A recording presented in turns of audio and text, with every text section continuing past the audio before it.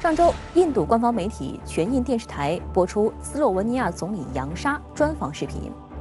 值得注意的是，在时长约30分钟的采访中，全印电视台主播共提出11个问题，其中5个涉及中国。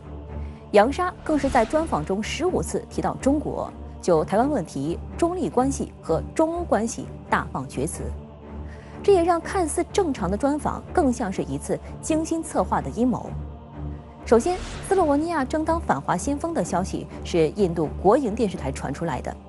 在有意识的针对性提问和带话下，扬沙给出令人深感震惊的回答。而之所以这么问，印媒给出的理由是，扬沙在去年9月与印外长苏杰生会晤后，在社交媒体发布了 South China Sea 和台湾2个标签。也就是说，在明知立陶宛的下场后，印媒故意在背后推了扬沙一把，恶意再挑波澜，搅动局势。中国和斯洛文尼亚建交30年来，两国关系一直相对平稳。对于斯洛文尼亚有关领导人称将会与台湾互设所谓代表处的说辞，斯国内也有大批高层站出来痛批该国总理。斯洛文尼亚总统博鲁特·帕霍尔在回应该国总理扬沙公然发表挑战一个中国原则的言论时表示，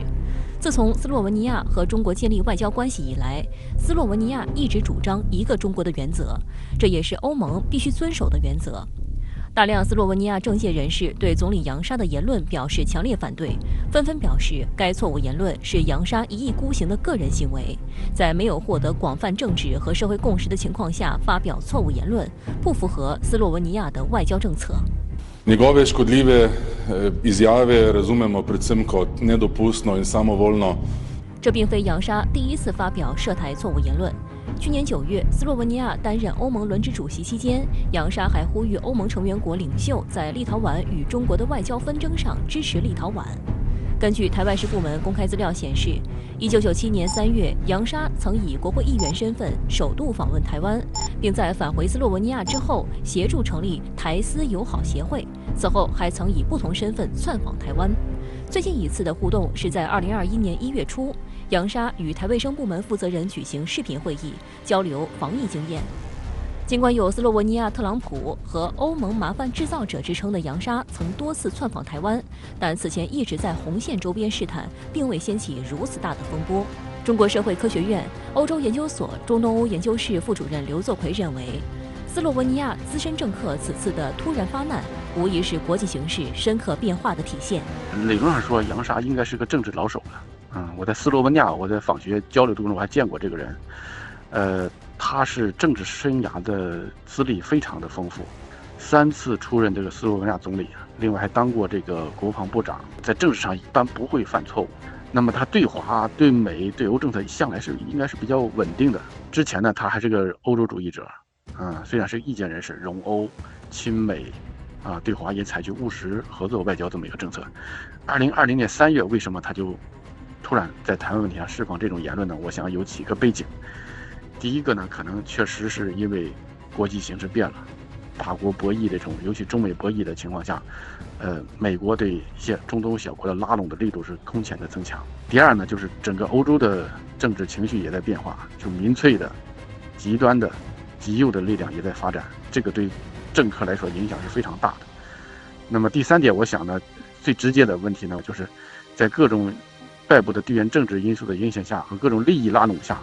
小国容易急功近利，容易为眼前的利益呢看得不是太远的情况下，容易改变主意。在刘作奎看来，中美博弈的大背景之下，美国抓住部分政客的投机心理，不断进行拉拢和施压，才是一些国家试图打台湾牌的根本原因。2020年8月，时任美国国务卿蓬佩奥展开对中东欧4国的访问。访问期间，蓬佩奥发表大量歪曲事实的言论，挑拨到访国家与中国以及俄罗斯的关系，以充实美国在中东欧的战略版图。在美国的煽动下，美国和斯洛文尼亚签署5G 安全联合声明，并发表大量影射诋毁中方的言论。此后，负责具体执行工作的时任美国国务院欧洲和欧亚事务局副助理国务卿博伊斯进一步透露，蓬佩奥甚至承诺对斯洛文尼亚等周边国家进行高达10亿美元的投资，而扬沙也将特朗普视为偶像。在2020年11月，美国选举计票工作尚未结束时，就率先承认特朗普当选美国总统，闹出国际笑话。拜登政府上台后，扬沙也不断寻找机会表忠心。南斯拉夫时期就允许斯洛文尼亚，这个国家开放，向外开放，包括对德国、对欧洲、对美国，所以那时候大量的美德、美欧的公司在斯洛文尼亚投资。到现在为止呢，他们仍然依靠美欧的投资来养肥自己，来发展自己。而且美国的一些，化工、能源高科技公司在这个斯洛文尼亚还是有广泛的存在的。这一点是毋庸置疑的，它的影响力是比较大的。然后他们之间的民间交往也比较多嘛。你看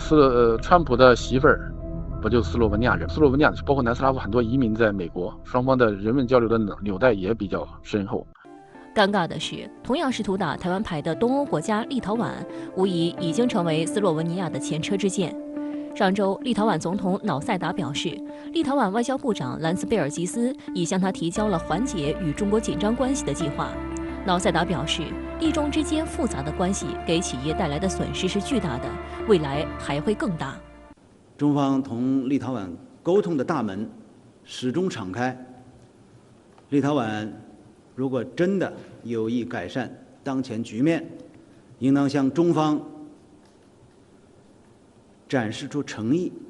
拿出实实在在的行动来。事实上，挑衅中国的立陶宛正在深刻感受来自本国企业和德国企业的压力。立陶宛刘作奎认为，立陶宛和斯洛文尼亚虽然都存在政客短视的问题，但斯洛文尼亚相较于立陶宛在政治上要相对成熟，并不会无底线跟随美国打台湾牌。我想呢，不同的情况是，立陶宛对美国的安全依赖是绝对的，那么斯洛文尼亚的情况可能稍弱一点，那么在历史上的安全冲突也相对比较少，这点上它的安全焦虑可能不如立陶宛那么强烈，所以美国一动大拇指头，那个立陶宛一定是跳起来的，紧跟着美国的步调。美国打台湾牌，立陶宛也跟着打。第二方面就是，在合作当中，就是我们无论是双边的还是中东国家合作，双方的受益其实是不一样。斯洛文尼亚，我想的那些职业的官员，不是这个政党政客，包括我认识的这个现在的外交部的国务秘书，拉什昌，他们都是这帮人是靠这个自己的实力干上来的，就是达到这个副部级的水平的。他们是一直拥护和中国开展务实合作的，因为斯洛文尼亚从中呢也获取了收益。但是立陶宛呢，实际上在中东合作这几年，他个人感觉没有获取到什么实质性的收益和大的投资，他对中国的态度方面和斯洛文尼亚是有所不同的。那近日这个斯洛文尼亚总理扬沙呀，自涉台湾问题上的错误言论，引发了外界关注。请教一下崔先生，为什么是斯洛文尼亚公然挑战咱们的一个中国原则？它的底气是什么？很快啊，在今年最早将在今年4月份的时候呢，斯洛文尼亚呢将举行选举。现在尽管扬沙政府呢在他国内的支持率还是比较高，但是我们也知道他这一段时期以来无论是在抗议还是在他的一些言行上的一些出格的表现呢，现在实际上在他国内政治中呢也招致了越来越多的反对。所以在这样一个背景下，我想扬沙他这一番表态有意去挑动这个涉台议题，毫无疑问是有着非常明确的一个个人政治利益和动机的考虑。黎先生，咱们怎么来看这个斯洛文尼亚总理扬沙的这样一个表态？那这样热捧台湾，他的目的是什么？扬沙呢，他会这个脱轨、乱讲话。其实我们要分两个来讲，第一个就客观上因为这是一个印度的媒体，这个印度媒体问他这些问题是突袭性的，本来是问别的问题，忽然扯到这个问题，因为也料定这个人的个性喜欢这个乱讲话。那这是第一个客观上，第二个主观上就是他个人的心态。扬沙常来台湾，我们大家就心照不宣了。你常来台湾，一定是台湾的甜头尝过了。第一个，第二个呢，他是刚刚卸任欧盟主席。你想这个小国家谁认识他？可是他当了欧盟主席的，他在欧盟主席的时候就让很多国家有点摇头了，所以他现在卸下这个主席了。他就故意要弄点事情呢，让新的主席谁，就是法国的马克龙，所以他要丢一些难题给马克龙来显示自己的一个存在感。2022年，中斯将庆祝建交30周年。斯洛文尼亚驻华大使上个月还表示他们正准备一系列的交流活动，希望更加拉近咱们彼此之间的距离。那现在斯洛文尼亚总理扬沙的这个不当言论呢，会在多大程度上影响两国关系的发展？崔先生，斯洛文尼亚想要步立陶宛的后尘，来挑战一中原则，进而影响或者说动摇中斯关系，应该说它不具有很好的条件和基础。近些年来中斯双边关系的发展呢是，一个是稳定再一个是比较快速中斯双边呢现在在政府层面呢已经达成了几乎各个领域的这样促进合作的一些这个文件这个协定等等，所以双方政治关系的基础呢是比较牢固的。另外一个经贸关系的发展呢也比较迅速。我们看到在疫情前的2019年，仅仅从这个贸易进口的角度来说，中国呢已经进入到这个斯洛文尼亚进口全5大来源地之一，而且双方的这个政治往来也比较频繁。所以在这样背景下呢，我觉得现在扬沙他来挑动这个涉台议题更多的是出于他个人的动机和考虑。所以不排除接下来扬沙呢可能还会有一些这个出格的言论甚至行为。但我想这个中斯双边关系的稳定性尤其这种比较深厚的政治经济合作基础，应该说呢会发挥很大的一个反作用力。立陶宛呢是已经为自己的反华亲台行为付出了代价，但是这似乎没有阻挡有一些国家就是要继续以身犯险。那这一次斯洛文尼亚之所以跟风立陶宛，是不是在某一方面说明我们的对立陶宛的打击力度是不够的，还没有对其他跃跃欲试的国家起到这个以儆效尤的这样一个效果呢？这个小国呢会有某种先天优势这个优势就是它很容易获得所谓的同情，尤其是在这个不明真相这个被舆论带偏的这个欧洲民众中间呢，他会对立陶宛呢产生某种天然的同情。所以在这个背景下呢，我觉得我们对立陶宛的斗争呢，一定要做到这个合理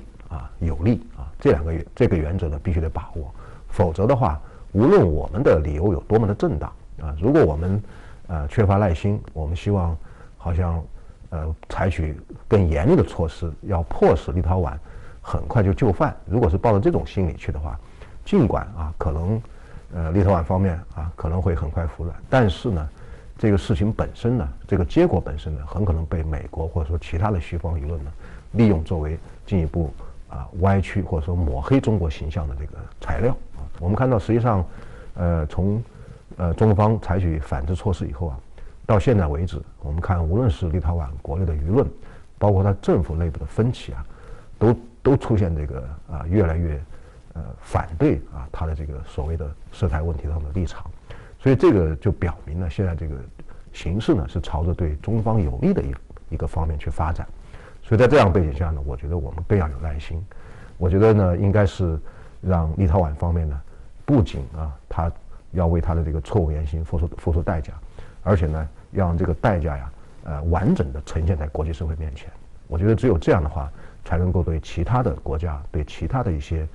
少数政客起到一个足够的这个警戒的作用。